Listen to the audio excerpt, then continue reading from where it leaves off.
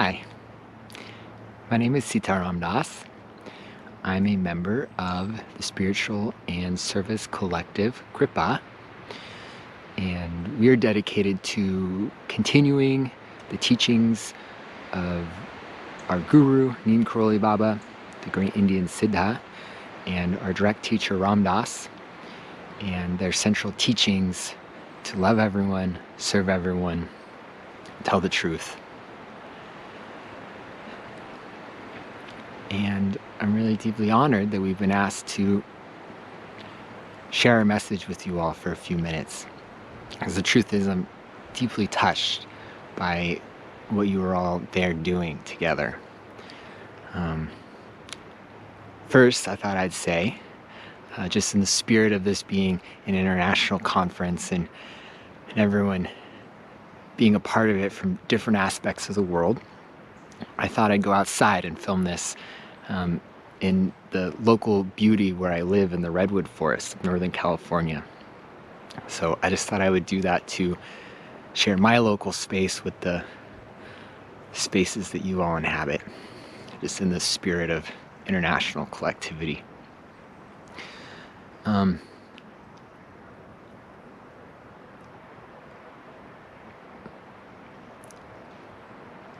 Those central teachings of love everyone and serve everyone,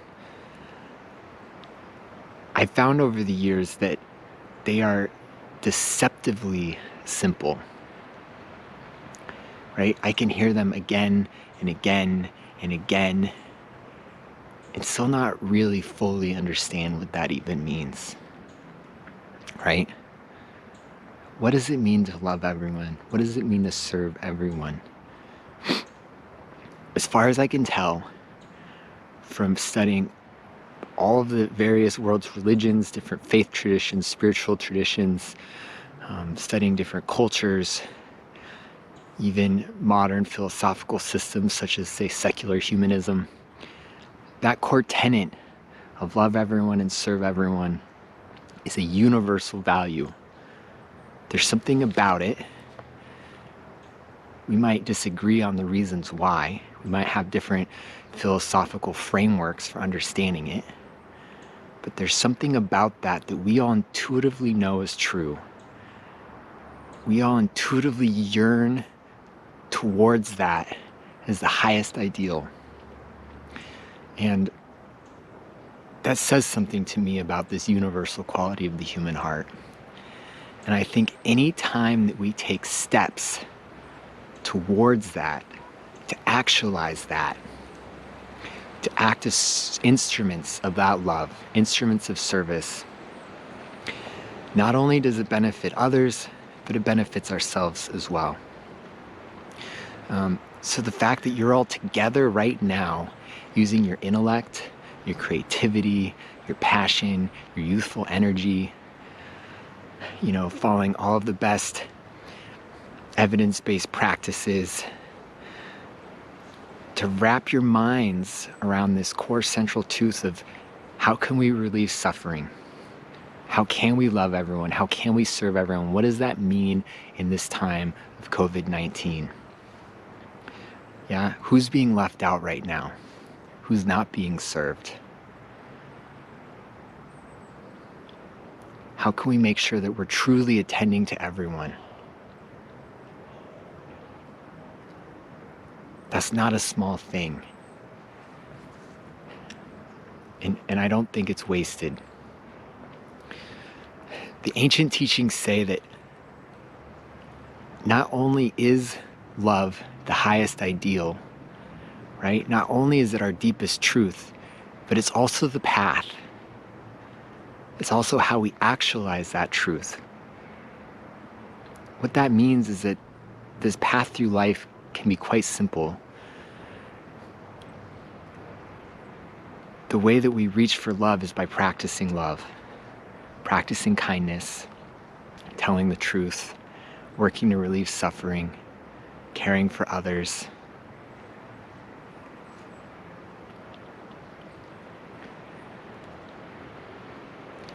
And what I've found through my years of service work, and it's taken many different forms, right?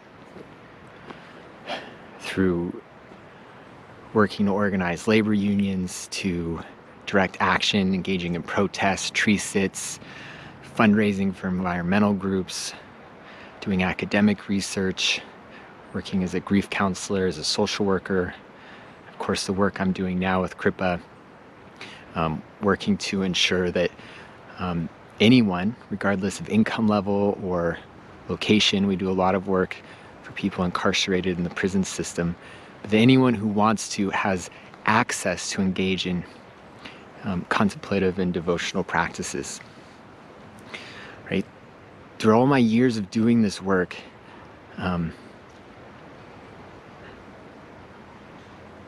I've learned a couple things. One is that it is rewarding in itself. Love and truth,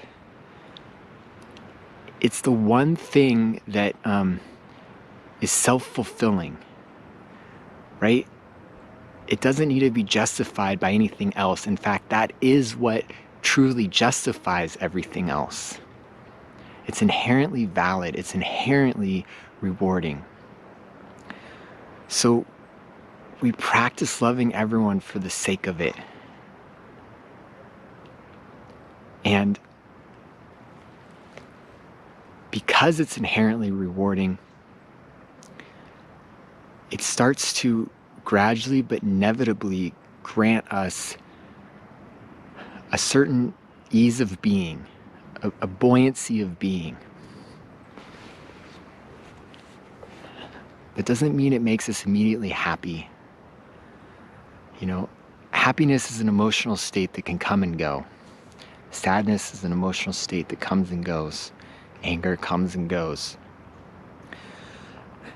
So we're not talking about a quick reward, but what we're talking about is starting to open up a deeper place in our being that we can rest in, that just has a little bit more ease about it, a deeper sense of truly being okay, so that as we experience the flux of emotions, the ups and downs of life, loss and gain, sadness, anger, anxiety, joy, love, beauty, that we just start to inhabit a deeper place that doesn't get rocked by it so much.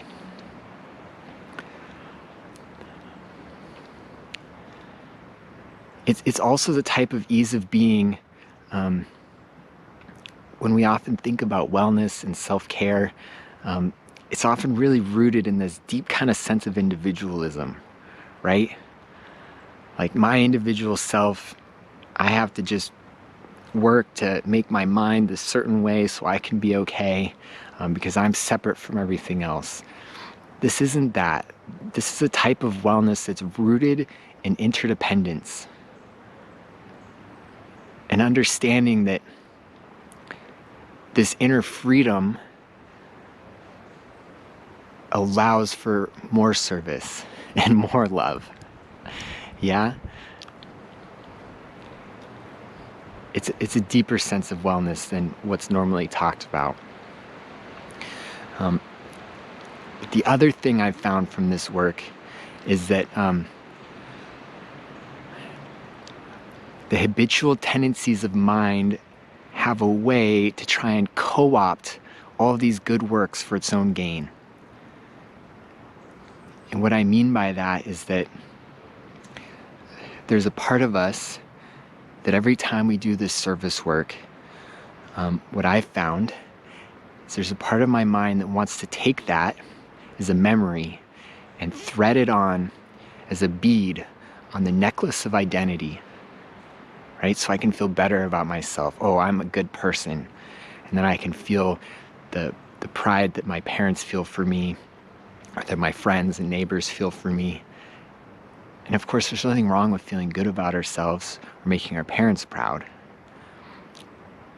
But if that becomes our core motivation, it starts to rob the power of the real work we're doing, because it tricks us into thinking the wrong central message. Yeah? Because that's the message that says, for me to be okay, I have to have a certain personality structure, as Ram Dass would say, a costume of identity that looks and feels a certain way, right? I have to be a, quote, good boy. And if I can get this type of approval from the people around me, then I can be okay. There's a lot of anxiety in that. There's a lot of tension in that. And that message doesn't always lead to future service work. It doesn't lead to that bigger love. That's a constricted, that's a constrictive way of moving through the world. But if we're brave enough and we can allow ourselves to allow the deeper message to come through, which is that, yeah, when we do this work, it has a tendency to inspire others around us, but that's not why we do it. We do it because love and service is inherently valid. It's inherently self-fulfilling. There's a certain amount of trust, there's a certain amount of faith in that process. Because there's not always this immediate high from doing it. But gradually, but inevitably, as we live a life of service and love, we start to carve out a deeper place in our being.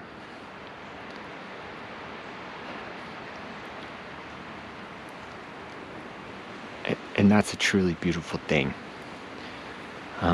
So I really commend you all. I know when I was young and adults said to me, "Oh, I find you so inspiring. It gives me hope for the future." I didn't really understand that. And I don't know if you all really understand, but it's true.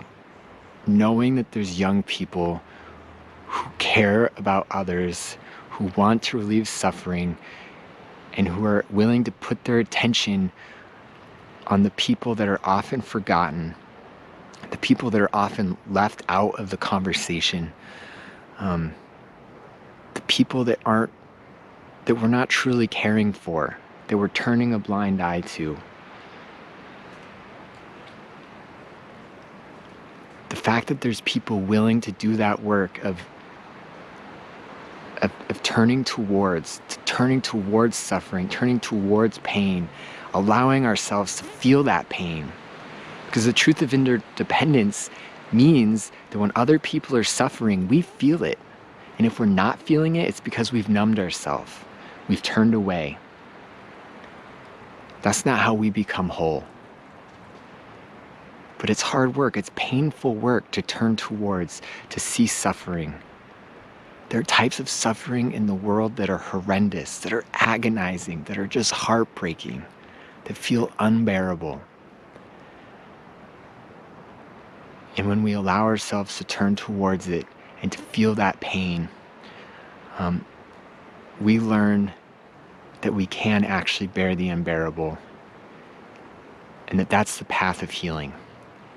That's where we grow towards being in a true global community where we can say that we do actually love everyone.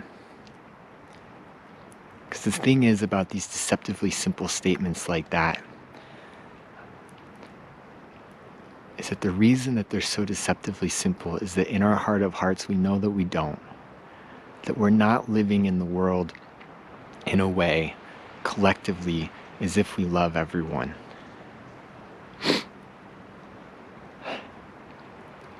But when we each take steps like you're all doing right now towards doing that, not only do we create more ease of being for the entire world, but it also gives us more ease of being in ourselves and a more fulfilling life. So for that, I'm truly grateful that you're all there. Excuse me. That you're all there using your intelligence and your creativity and your passion. Because you could be doing anything else right now, and this is what you're choosing to do. To turn yourselves towards figuring out how to relieve suffering, to turn your attention towards the people that are often left outside of the equation. And so, truly, my heart goes out to you. True gratitude. And my contact info will be at the end of this video. If any of you want to reach out with any questions or whatever to further this conversation, I would be more than happy to do that.